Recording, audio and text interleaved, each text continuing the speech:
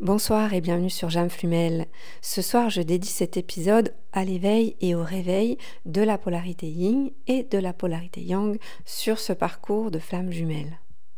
Alors, pour ceux qui ne me connaissent pas encore, ma chaîne est dédiée à toutes les âmes en éveil, dont les flammes jumelles, qui sont des âmes amenées à s'éveiller sur un parcours que je nomme, moi, d'individuation, un parcours d'équanimité et d'équilibre parfait entre son yin et son yang, un parcours vers l'unicité. Ce parcours initiatique est un parcours de pleine conscience, c'est-à-dire un parcours qui prévaut la pleine souveraineté de son âme et surtout de son esprit. J'expliquerai toutes ces nuances au cours de mes prochaines vidéos. Ce qu'il faut en retenir, c'est que c'est un parcours vers sa liberté, c'est-à-dire qu'une âme en éveil qui est amenée à se développer en pleine conscience et à se retrouver, c'est un parcours où on renaît de ses cendres, c'est un parcours où on combustionne pour renaître à nouveau, c'est un parcours où on se reconnecte avec son essence profonde, on laisse tomber le masque, on laisse tomber ce personnage dans lequel on s'est incarné dans cette vie et les autres, et on se reconnecte enfin à soi. C'est un parcours, quand je dis vers la liberté, où on est amené à agir face aux aléas de la vie comme un électron libre. C'est-à-dire que plus rien, ni personne, ni aucune situation n'a plus d'influence sur nous. Nous ne sommes plus ni manipulables, ni influençables par qui ou quoi que ce soit. C'est important pour moi de répéter et répéter ce genre de phrases que vous entendrez tout au long de mes capsules pour que vous compreniez bien le sens profond de ma pensée, pensée qui se veut libre comme celle de toute âme en éveil, libre de toute attache, de quelque nature, de quelque ordre, de quelque morale qu'elle soit. En fin de parcours, il n'est plus question d'appartenance ni à un groupe, ni à une religion, ni à une patrie, ni à une nation, ni à une idéologie, ni à plus rien qui nous réduit dans notre essence, n'y a plus rien qui nous limite, n'y a plus rien qui nous divise. L'unicité, c'est le retour au un, la sortie de tout ce qui divise, qui limite et qui polarise, la sortie du grand jeu de la vie. L'âme en éveil détient enfin le mode d'emploi de son existence sur cette terre et finit par accepter les règles du jeu tout en ayant conscience de la grande illusion de ce décor planétaire. Vous comprendrez mieux de ce fait le nom de ma chaîne, Jam Flumel, qui nage à contre-courant du collectif, entre guillemets, des flammes jumelles. J'ai fait une capsule sur la nuit noire de l'âme qui décrit bien l'état dans lequel on est quand on passe par ce moment de déprogrammation. Alors la déprogrammation, c'est un terme qui est assez lourd de sens parce qu'il signifie non seulement la sortie de cet état dans lequel on a toujours été, du personnage de l'avatar comme je l'ai dit tout à l'heure, mais aussi la sortie d'un cycle karmique. Alors toutes ces définitions, j'y reviendrai plus tard. Ce qu'il faut retenir, c'est que quand on se déprogramme, on se déconditionne, on sort de ses croyances limitantes. La nuit noire de l'âme, c'est le passage d'une programmation fermée à une programmation ouverte. La programmation fermée, c'est quand on n'a aucune idée de la raison pour laquelle on est sur cette terre. On n'a aucune idée de ce que signifie la conscience humaine. La programmation ouverte, c'est le jour où on a conscience. Le jour où on a conscience, c'est le moment clé, l'éveil, que l'on peut connaître une fois sorti de cette nuit noire de l'âme. C'est important que je revienne sur cette nuit noire de l'âme parce que trop de personnes pensent qu'il s'agit d'une dépression. La dépression et la nuit noire de l'âme sont deux choses bien différentes. L'une est involutive et nous tire vers le bas, l'autre est évolutive et nous pousse à revenir vers le haut, à nous donner un impact vraiment puissant pour repartir chercher une bulle d'oxygène. Donc vraiment, dépression, on est tiré vers le bas, et nuit noire de l'âme, quelque chose nous pousse à prendre de l'oxygène parce que on est arrivé à saturation de cette programmation fermée. La nuit noire de l'âme, c'est une crise existentielle que traversent les deux polarités à deux moments différents de leur parcours. Ce qu'on peut retenir de cette nuit noire de l'âme et de toutes les études de cas des personnes que j'accompagne et de ma propre expérience, c'est qu'elle intervient suite à la reconnexion d'avec son autre. Et pour la plupart d'entre vous qui pensez avoir traversé votre nuit noire de l'âme préalablement à votre connexion à votre autre, c'est ce qu'on appelle en langage alchimiste l'apéritif. C'est-à-dire, encore une fois, on parle de précompensation. Vous pensez être éveillé, vous pensez avoir passé votre nuit noire de l'âme, mais en fait, vous ne la connaîtrez réellement que suite à la séparation d'avec votre autre. Cette précompensation, c'est une préparation, une ouverture une ouverture vers la voie de l'éveil. Donc tout ce qui s'est passé dans vos vies vous a préparé à cette rencontre, vous a préparé à ce parcours initiatique. Quand on évoque l'éveil, qui survient généralement à la fin de cette nuit noire de l'âme, on évoque le passage d'un état à un autre, comme un aveugle qui recouvrirait la vue, comme un myope à qui on mettrait des lunettes, comme quelqu'un qui aurait vécu dans l'obscurité toute sa vie et qui se mettait à voir clair, ou encore comme quelqu'un qui aurait vu toute sa vie en noir et blanc et qui se mettait du jour au lendemain à voir en couleur. Toutes ces comparaisons et ces métaphores sont très loin du chiisme réellement vécu en profondeur chez une personne qui a connu l'éveil. Il n'y a pas de mots, il n'y a pas de bouche assez grande pour évoquer avec clarté ce qu'est ce process que ne peuvent comprendre que ceux qui l'ont vécu. On ne peut expliquer à un sourd de naissance ce qu'est d'entendre. On ne peut expliquer à un aveugle de naissance ce qu'est la vue. Donc, aller expliquer à quelqu'un ce qu'est l'éveil ou ce qu'est une nuit noire de l'âme s'il ne les a pas connus. De quoi, je l'espère, aider à dissuader les âmes en éveil qui en début de parcours essaient en vain de faire conscientiser soit leur autre, soit leur entourage. Mission impossible. Le processus est individuel et ne se vit que seul. Aucune personne, aucun groupe, aucun collectif, aucun mouvement de quelque nature qu'il soit peut prétendre aider les âmes à s'éveiller. Personne ne peut s'éveiller à votre place. Alors, comme je l'ai déjà évoqué au préalable dans d'autres de mes audios, il y a différents types d'éveil. Je dirais même qu'il y a 2 différents types d'éveil. L'un se fait selon un mouvement ésotérique, c'est-à-dire de l'intérieur, depuis l'intérieur vers l'extérieur. Un éveil que l'on retrouve plutôt chez les personnes à polarité dominante yang. Le deuxième type d'éveil est un éveil qui part de l'extérieur vers l'intérieur, que l'on retrouve chez les polarités à dominante yin. On peut aisément reprendre l'image du cercle, la polarité yang étant proche de son centre qui va devoir partir à la découverte de l'extérieur, la périphérie de son cercle, et la polarité yin qui a vécu toute sa vie en périphérie de son cercle et qui va devoir trouver son centre. Pour en revenir à l'éveil chez les 2 polarités dominantes, yin et yang, dans un duo de flammes jumelles, il y a bien une âme éveillée, la première, qui connaîtra cet éveil suite à la séparation d'avec son autre. Dans la grande majorité des cas, y compris chez les parcours récents, il s'agit de la polarité yang. Son éveil se fait suite à sa nuit noire de l'âme, lors de la première séparation dans le duo. Cette nuit noire de l'âme, c'est une crise existentielle qui n'a rien à voir avec la séparation de son autre à proprement parler, mais qui rappelle à l'âme qui la vit la séparation originelle de ce duo d'âmes. Comme je l'ai déjà précisé, mon activité principale est l'accompagnement des âmes en éveil, qu'elles soient ou non flammes jumelles.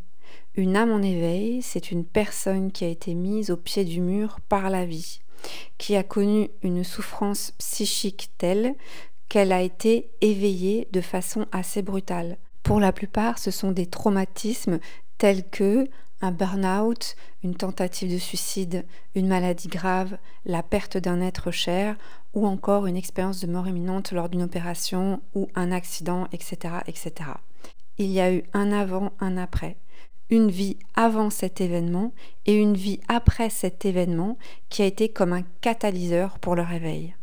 On peut tout à fait citer Eckhart Tolle qui parle de cette nuit où il a eu des pensées suicidaires, où il a failli passer à l'acte et le lendemain de cet événement, il a connu un éveil assez fulgurant. C'est cet éveil qui a déclenché son parcours initiatique où il ira pendant près de 2 ans s'installer dans des parcs, des squares à Londres, observer les êtres humains, observer la vie autour de lui comme s'il la redécouvrait comme au premier jour. C'est une renaissance. Les étapes de ce parcours d'éveil, de ce parcours initiatique, décrit par les personnes que j'accompagne, sont exactement les mêmes parcours que des flammes jumelles.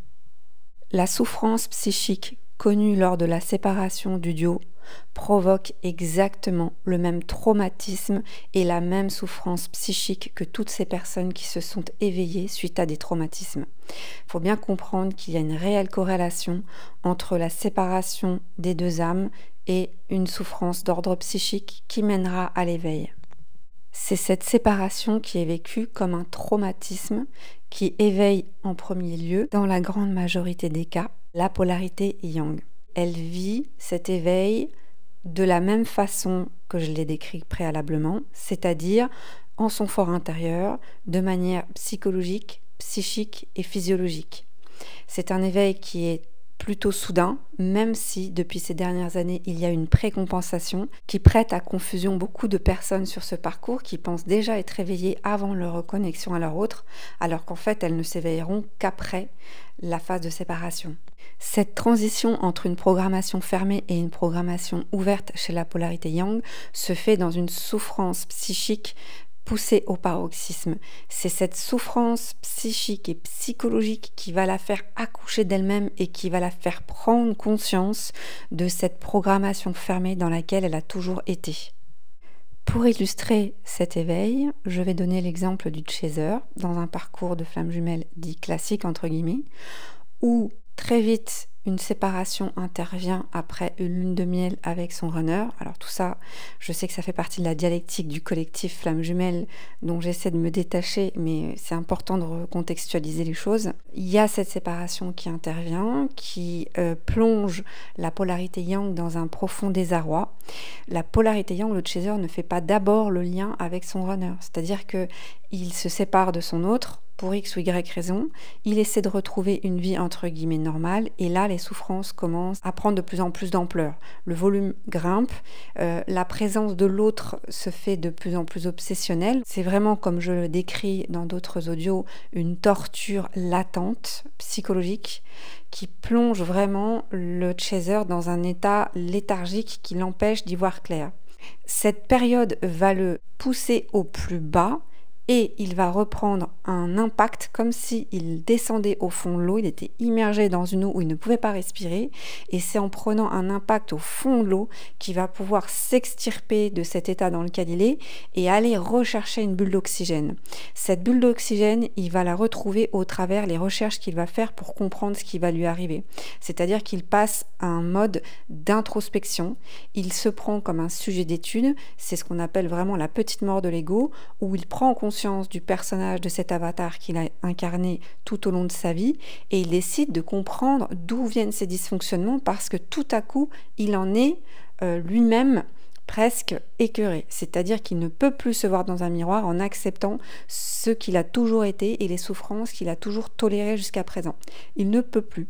C'est cette petite mort de cet ancien lui symbolique qui l'aidera à connaître cet éveil. La polarité yang se sert donc de sa conscience intellectuelle pour aller chercher, élaguer, décortiquer toutes les connaissances qu'elle pourra trouver pour comprendre l'état dans lequel elle est. Vous comprendrez bien que beaucoup de yang qui s'exposent sur des chaînes très regardées des flammes jumelles sont des personnes qui font état de leurs connaissances d'ordre plutôt pragmatique, fonctionnel, psychologique, thérapeutique, très mentale en fait.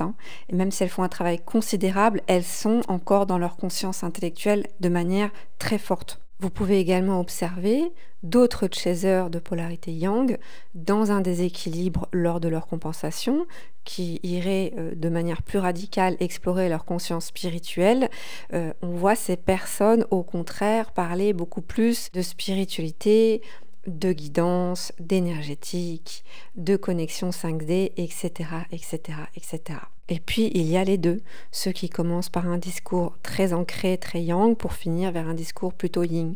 Dites-vous bien que quel que soit ce que vous lirez, ce que vous verrez, ce que vous entendrez au propos des flammes jumelles, il ne s'agit encore une fois que de témoignages de personnes qui sont sur ce même chemin que vous, qui sont au même titre que moi-même d'ailleurs des expérimentateurs, des expérimentants de ce parcours, et qu'il est évident que sur un parcours initiatique qui se veut évolutif, on ne peut pas dire la même chose au moment T où je vous parle aujourd'hui et dans 1 an, dans 3 ans, dans 4 ans.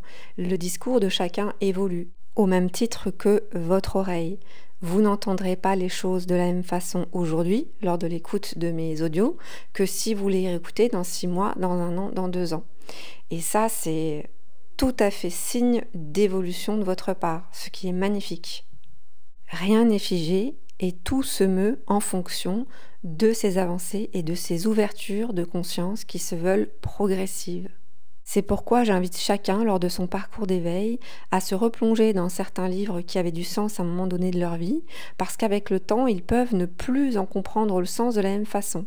Soit le livre n'aura plus d'intérêt parce qu'ils l'auront assimilé et qu'ils vont passer à autre chose, soit au contraire, ils vont lire des lignes de ce livre qu'ils ne lisaient pas du tout de la même manière auparavant. Certaines choses que vous pouvez m'entendre dire aujourd'hui n'ont pas de sens et en auront dans 6 mois quand vous l'aurez vécu. Prenez une âme en éveil comme étant détentrice d'un disque dur interne qui lui permet de comprendre la vie. Ce disque dur interne, c'est sa conscience. À chaque ouverture de conscience, elle comprend d'autres choses de sa vie et de la vie de manière générale et du sens de son existence. À chaque ouverture de conscience, elle intègre des nouvelles données qu'elle peut expérimenter. Il y a vraiment ce tempo de compréhension d'une nouvelle donnée, de conscientisation de cette donnée, d'intégration, c'est-à-dire que ça descend dans la matière, et d'expérimentation. On passe de la 5D à la 3D, on expérimente chacune de ces nouvelles données. Il y a vraiment ce process de téléchargement, comme si on téléchargeait à chaque fois un nouveau programme dans ce disque dur interne. La bonne nouvelle pour les duos de flammes jumelles, c'est que la vitesse de téléchargement se fait beaucoup plus rapidement. Il y a vraiment un tempo accéléré ces dernières années dans l'assimilation des nouveaux programmes. Vraiment, il y a une différence fondamentale entre les parcours plus anciens et les parcours récents dans l'assimilation de ces nouvelles données, et surtout les âmes en éveil traditionnelles, entre guillemets, et ces flammes jumelles. Le tempo n'est pas le même, il y a une vitesse d'accélération dans l'assimilation de ces programmes, je n'arrive pas à me l'expliquer. L'ouverture de conscience chez les personnes en éveil qui sont sur des parcours de flammes jumelles est hallucinante. Il n'y a pas d'autre mot. Alors j'essaie de ne pas stigmatiser ou faire de catégories, mais dans la plupart des personnes que j'accompagne, c'est de cette façon que la polarité yang s'éveille. L'intérêt de cet éveil, c'est la compréhension, puis la conscientisation, puis l'intégration et surtout l'expérimentation de toutes ces connaissances théoriques. On passe encore une fois de la connaissance au savoir, et pour arriver à ce savoir, il faut faire grandir cette foi en soi, et afin de faire grandir cette foi en soi, il faut se frotter et se piquer à la vie et aux épreuves que celle-ci nous apporte sur ce chemin. Lors de notre déprogrammation, on se déconditionne et on apprend à expérimenter la vie dans sa densité. Le chaser décide de passer de la théorie à la pratique et met enfin en œuvre toutes ces connaissances qu'il a apprises grâce à sa conscience intellectuelle dans son quotidien. La polarité yang s'émerveille de découvrir ces nouveaux mécanismes qu'elle met en place dans sa vie et de voir à quel point elle développe une équanimité en choisissant la voie du milieu. Avec le temps, s'impose à soi une neutralité émotionnelle, ce qu'on appelle le point zéro, c'est-à-dire qu'on est reconnecté à son centre, on arrive à trouver une forme d'apaisement et de paix intérieure, quelles que soient les épreuves auxquelles la vie nous met face. La polarité yang sort de ses schémas dysfonctionnels, de son amour sacrificiel, de son positionnement de sauveur, apprend à être dans l'accueil, apprend à accepter l'amour des autres, apprend à ne plus être dans le conditionnel, dans le trop donné, et surtout apprend à se respecter et à mettre des limites saines entre elle et les autres, entre elle et toute situation ou toute personne abusive. Elle donne moins, elle donne mieux et elle apprend à accepter ce que les autres ont à lui apporter. Elle choisit aussi avec plus de discernement son entourage et les personnes à qui elle offrira son amour. De tout cela résultent des changements profonds dans sa vie qui vont bouleverser le cours du restant de ce qu'elle aura à expérimenter dans son existence ici. C'est une transition qui se fait certes rapidement pour certains, plus lentement pour d'autres, mais qui vous amène à de réels changements dans vos vies. Il est réellement question d'un grand bouleversement et la vie des personnes que j'accompagne est assez rocambolesque. Il y a vraiment des changements de vie, des changements de lieu de vie, des changements de rapport avec son corps, sa sexualité, sa féminité, sa masculinité, son alimentation. Tout change. tout. Le contexte, l'environnement, la famille, les amis, tout change. Et ça passe par cet accouchement de soi-même. Donc ça se fait dans la douleur, à un certain moment de son parcours, dans la souffrance, mais de cette souffrance sort le meilleur de nous-mêmes. Encore une fois, le meilleur de nous-mêmes. N'oubliez jamais qu'il s'agit d'un parcours évolutif. On sort de tout type de relations abusives, de tout schéma de relations affectives toxiques.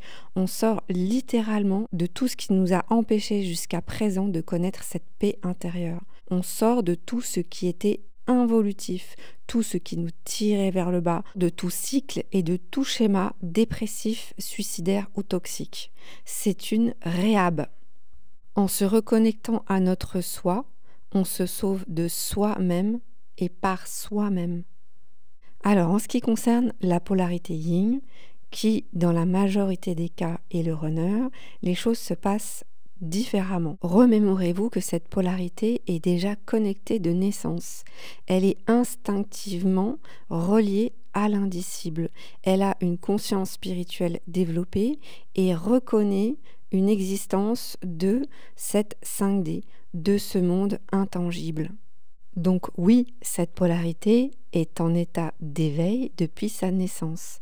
Elle est déjà connectée à l'indicible de manière instinctive, on peut même dire primitive, et de façon inhérente. C'est d'ailleurs ce qui caractérise les personnes dont cette polarité est dominante.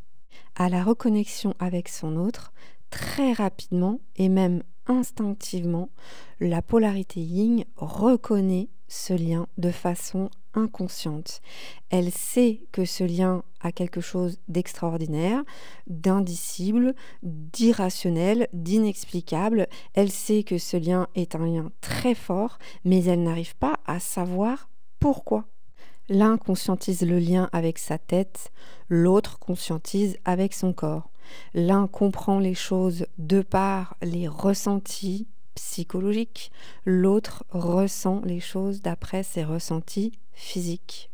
Donc que ce soit la polarité yin ou la polarité yang qui reconnaissent ce lien de flamme jumelle, qui soit éveillée à ce lien la première, il faut bien distinguer la connaissance de ce lien et la conscientisation de ce lien, de ce qu'on appelle l'éveil, qui est le passage, je le répète, d'une programmation fermée à une programmation ouverte, et également le déconditionnement de toutes ces croyances limitantes, dont l'amour, et ce qu'on pensait être l'amour. Ce n'est donc pas parce que le yin reconnaît instinctivement ce lien comme étant particulier, on ressent toute l'intensité, tout du moins au début de parcours, qu'il reconnaît ce lien comme étant de l'amour. Ce que je dis, c'est difficile à entendre et c'est pourtant une réalité. N'oubliez jamais qu'il ne voit pas ce que vous comprenez avec vos mots. Il le ressent, mais il ne le voit pas et ne peut pas l'entendre. Le yang a besoin de comprendre pour conscientiser et s'autoriser à ressentir. Le yin ressent, mais conscientisera le jour où il s'autorisera à s'écouter. Le yang passe par la connaissance pour accéder au savoir. Le yin sait et apprendra à connaître son savoir.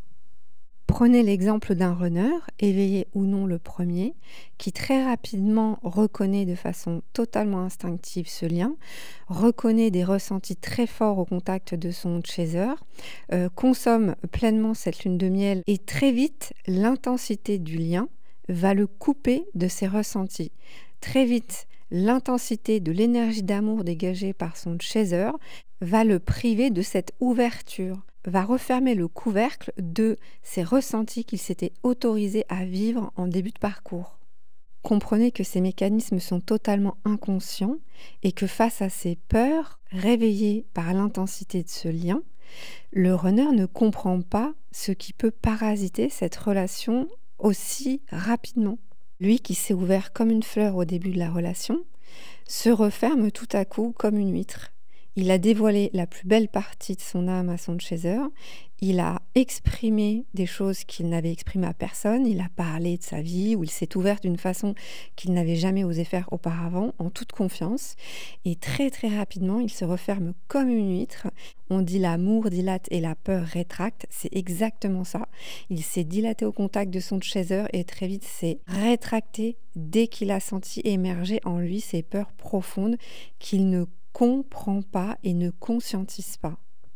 La conscience émotionnelle étant à ce point coupée, il développe des symptômes physiques. Dès que son autre revient vers lui, il développe des contractions, comme il se rétracte, d'ordre physique dans son corps. J'ai des témoignages de runners qui me disent qu'à la moindre notification de message de leur chaser, ils ont des douleurs abdominales telles que ça les empêche de voir le message. Ils voient le téléphone clignoter ou sonner, ils savent instinctivement qu'il s'agit du chaser, ils le savent très rapidement, ils l'ont pressenti et ils sont malades physiquement à l'idée d'ouvrir ce message, sans comprendre pourquoi. Le runner exprime également que quand son autre lui envoie un message ou revient vers lui, il a des troubles du sommeil les nuits qui suivent le message. En fait, il est en panique sans même savoir pourquoi. Il préfère à ce moment-là la fuite, c'est-à-dire se taire ou le silence, plutôt que d'avoir à répondre à son autre, ou même ouvrir le message, pour vous dire à quel point le déni du runner n'est pas conscientisé. Pour reprendre les travaux d'Adeline Gardinier, on sait que la polarité yang élabore son matériel traumatique par le biais de souffrances d'ordre psychique et pour la polarité yin par le biais de souffrances physiques. Il n'y a pas de polarité qui souffre plus qu'une autre, il y a deux types de souffrances différentes chez l'un et l'autre. Outre les troubles du sommeil et les tensions dans le plexus solaire, peuvent se manifester aussi chez le runner des contractions musculaires dans le dos, des problèmes de cervicalgie, de douleurs dans les trapèzes, d'épaules, d'articulations, de lumbago, etc. Un autre point important aussi concernant les ressentis chez le runner, j'ai noté que beaucoup, au même titre que chez le yang, on peut retrouver une sensation d'écœurement de lui-même lors de son éveil, une sensation chez le yin de nausée lorsque son autre est trop dans la manifestation de ses sentiments. Une runneuse notamment m'a indiqué que lors de son éveil, elle s'est rendue compte qu'il fallait qu'elle verbalise ses sentiments à son autre et quand elle l'a retrouvé après des mois de séparation, elle s'est sentie prise de nausée suite au trop-plein de manifestations d'amour de son chaser au moment même de leur retrouvaille. Ce qu'il faut comprendre ici, c'est que les troubles physiques rencontrés par le runner ne sont pas anodins et ne lui permet pas, dans ces moments, de ressentir cet amour pour son autre. C'est-à-dire que la contraction physique est telle lors des échanges et des interactions avec son autre qu'il ne s'autorise pas à être dans le lâcher-prise et la sensation de bien-être au contact de son autre. J'ai réellement quantité de témoignages de malaise de ce genre de la part des runners et le mot étouffement, malaise, nausée revient beaucoup. Ces ressentis physiques ajoutés au fait qu'il coupe ses émotions lorsque l'intensité du lien devient trop forte peuvent expliquer les comportements dissociatifs et les dysfonctionnements du runner lors de son parcours avant sa compensation. Les peurs générées par l'intensité du lien et la peur du rejet de l'autre se manifestent concrètement dans le corps de la polarité yin.